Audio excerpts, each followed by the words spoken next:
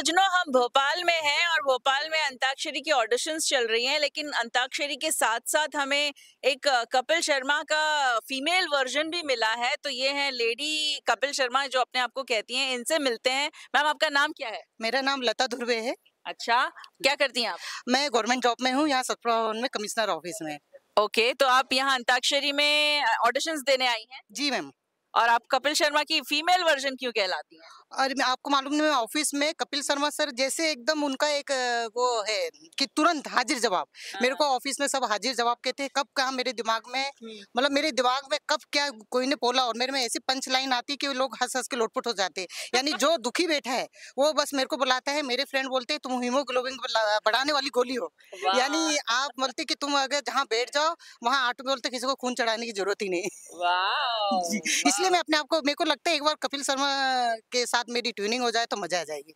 Wow! तो कपिल शर्मा जी, अगर आप देख रहे हैं तो प्लीज आप अपने कॉम्पिटिटर को मिल लीजिए। आपका ये फीमेल वर्जन है और आपका कंपटीशन भी है। आपको लगता है कि आप कपिल शर्मा के कॉम्पिटिटर हैं? नहीं, ये तो नहीं, वो तो काफी हाई है, लेकिन मैं लगता है उनके जैसे बिल्कुल मतलब जैसे उनको पंचिंग लाइन तुरंत आती मेरे को भी आ जाती है। हाजिर जवाब में मैं अंताक्षरी में आए गाना तो गा के दिखाओ। हाँ बिल्कुल। मैं एक और चीज, कपिल शर्मा तो, लेकिन अभी मैं आज अनु कपूर जी के लिए आई हूँ।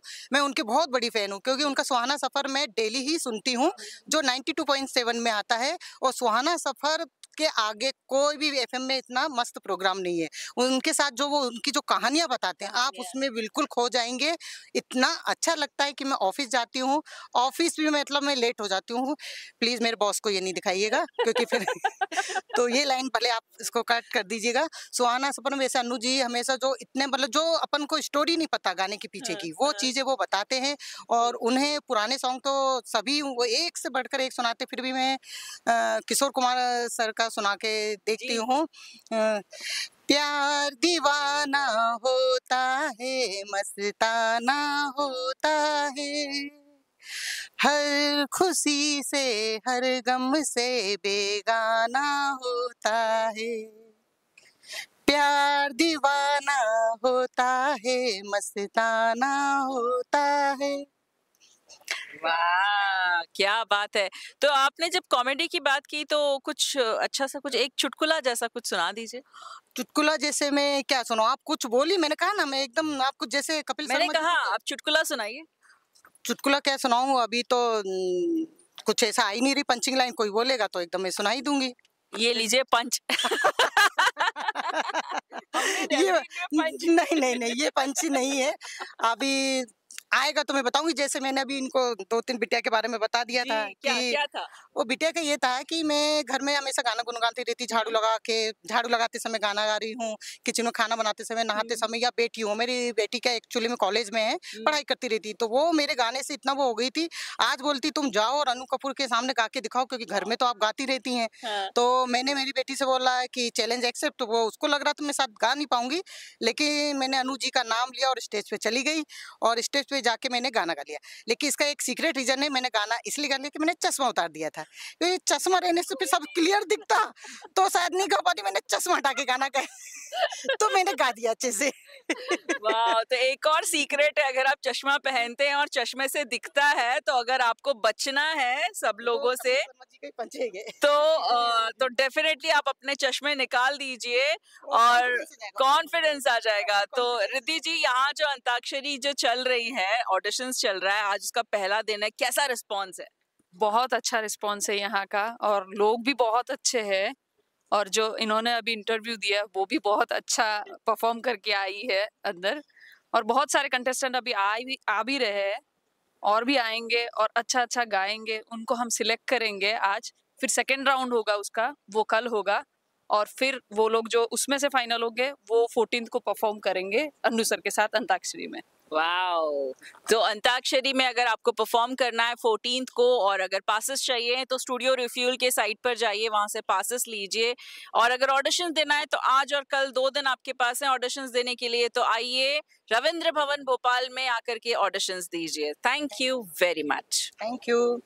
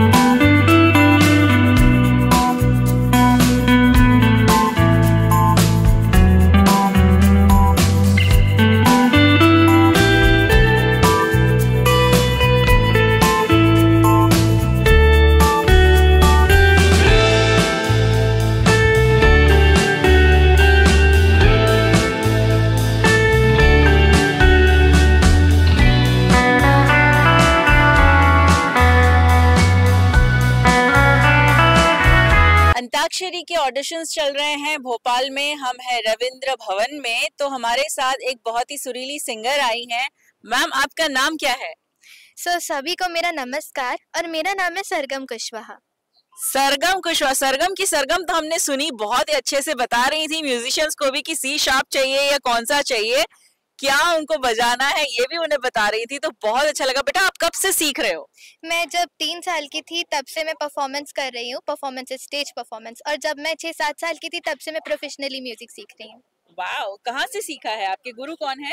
अभी तो जो मेरे गुरुजी हैं जिनसे मैं सीखती हूँ, मैं उनसे 4.5 साल से ऑनलाइन सीखती हूँ। वो लुधियाना से, और उनका नाम श्री नरेंद्र सिंह सर, उनसे मैं सीखती हूँ। वाओ। तो और जो अगर कभी मौका मिले बॉलीवुड में या कहीं बैक गाना गाने का, तो किन के साथ गाना पसंद करेंगी? जो मेरे आइडल है अरिजीत सिंह जी, तो ये मेरा ड्रीम है कि कभी अगर मुझे प्लेबैक करने का मौका मिले तो ये मेरा सौभाग्य होगा अगर मैं उनके साथ गा पाई। तो अरिजीत जी, अगर आप सुन रहे हैं तो हमारी सरगम की सरगम जरूर सुनिएगा इनके साथ। और सरगम, आपको कौन से जॉनर के गाने पसंद हैं? मुझे क्लासिकल सॉन्ग्स अच्छे लगते हैं, मुझे सेमी क्लासिकल अच्छे लगते हैं, मुझे वेस्टर्न अच्छा लगता है, गज़लें भी सुनने का शौक है, और पॉप वगैरह भी थोड़ा बहुत सुनने का शौक है। तो आपका फेवरेट सॉन्ग कौन सा है? मेरे फेवरेट सॉन्ग्स तो बहुत सारे हैं, बहुत ही सारे, एंडलेस लिस्ट है उसका। तो एक अगर हमारे दर्शकों को सुनाना हो तो मैं मेरे फेवरेट मतलब कि अरिजीत सिंह जी, और एक और मेरे फेवरेट सिंगर है जो कि किशोर कुमार जी, उनका ही एक गाना मैं गाना चाहूंगी। वाओ, चलो हो जाए। इंतहा हो गई इंतजार की, आई ना कुछ खबर मेरे यार की, ये हमें है यकीन बेवफा वो नहीं, फिर वजह क्या हुई इंतजार की, इंतहा हो गई इंतजार की। Thank you so much. Wow, इंतहा हो गई इंतजार की। अरिजीत जी आपके लिए गाना गा रहे हैं कि इंतजार की अब इंतहा हो गई, अब तो आ जाइए। और बच्चा, आपने कहा कि आप 3 साल के थे तब से गा रहे हैं, तो आपको गाना सबसे पहला जो सॉन्ग था जिसकी वजह से आपको लगा कि मुझे गाना गाना चाहिए, वो कौन सा था?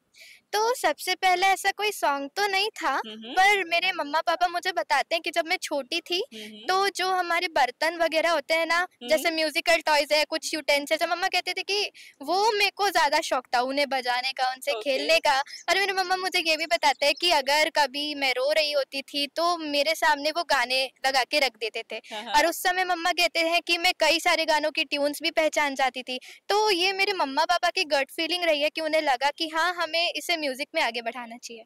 तो पहले गाने कहाँ से सीखे थे स्टार्टिंग में? स्टार्टिंग में तो फोन में सुना करती थी, और मम्मा पोएम्स जो राइमिंग्स होते हैं बच्चे सुनते हैं वो सब सुनाया करते थे। और स्टार्टिंग जो पहला स्टेज परफॉर्मेंस में मैंने एक भजन परफॉर्म किया था, मुझे याद है, अच्युतम केशवम। वाओ, तो हम वो भी सुनेंगे। जी बिल्कुल, मैं कोशिश करती हूँ। जी जी।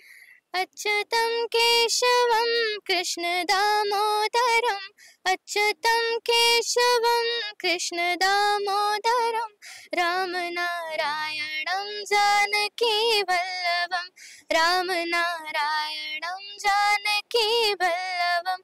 कौन कहते हैं भगवान आते नहीं, कौन कहते हैं भगवान आते नहीं, तुम मीरा के जैसे बुलाते नहीं, तुम मीरा के जैसे बुलाते नहीं। अच्युतं केशवं कृष्ण दामोदरं, राम नारायणं जानकी वल्लभं। वाओ, मुझे यकीन है कि ये सुन के कृष्ण जी तो जरूर आ जाएंगे। तो सरगम, आप और कौन से गाना पसंद करती हैं?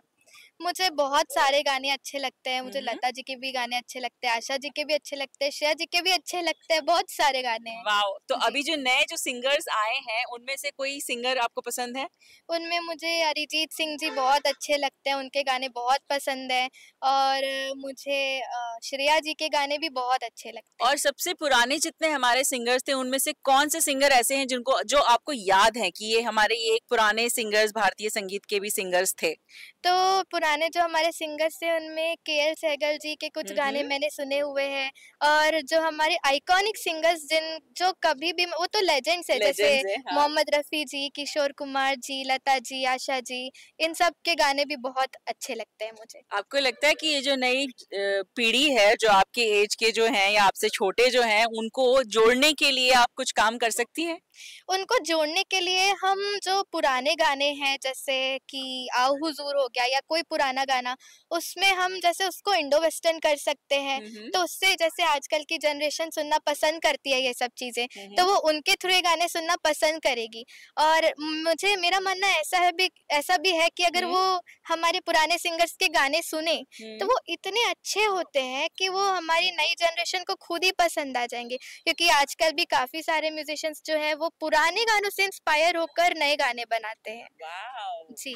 वाओ! तो आपने इन बच्चों का, इस बच्ची का आपने पूरा हौसला सुना कि इनको कैसे जनरेशन कैसे वो जॉइन कर सकते हैं। So thank you very much for being with us and thank you for the audition. Thank you so much कि आपने मुझे बुलाया, आप सभी ने, और इतने अच्छे से ऑडिशन हुआ। अंताक्षरी का ऑडिशन, बहुत एक्साइटेड थी आज के दिन के लिए, और बहुत एक्साइटेड हूँ मैं इस शो के लिए, शो को देखने के लिए भी। तो thank you so much. Anu ji के साथ आप कौन सा गाना गाएंगी? अनु जी के साथ उनका एक्चुअली एक शो आता है, सुहाना सफर, तो उस शो की मैं काफी फैन रही हूँ। मैं रेडियो सुनने की बहुत शौकीन हूँ, और आज भी थोड़ा बहुत जो गा पाई हूँ वो रेडियो सुनने का काफी वो है कि उसी वजह से मुझे पुराने गानों की तरफ खिंचाव काफी बढ़ता गया। तो उनके साथ मैं कुछ भी गाना पसंद करूंगी, किशोर दा का कोई भी गाना उनके साथ गाना पसंद। आपको यकीन है कि आप जीत के जाएंगी? जी, मुझे ऐसा लगता है कि मैं जीत सकती हूँ, और मैं अपना बेस्ट दूंगी। वाओ! भगवान जी के हाथ में सब। डेफिनेटली डेफिनेटली हर एक चीज हमारे ऑलरेडी लिखी हुई है उसने, और हमें वही मिलेगा जो हमारे लिए लिखा हुआ है। So best of luck for you. Thank you so much. मैं यही सोचती हूँ कि हमें अपना बेस्ट देना चाहिए, फिर बाकी सब भगवान जी के। यस, कर्म कर, फल की चिंता मत कर, इस बच्ची का यही मोटो है। Thank you very much for watching, and अगर आप ऑडिशंस और देना चाहते हैं तो आज और कल 2 दिन बचे हुए हैं, तो आइए और ऑडिशंस दीजिए। धन्यवाद। Thank you so much. Thank you.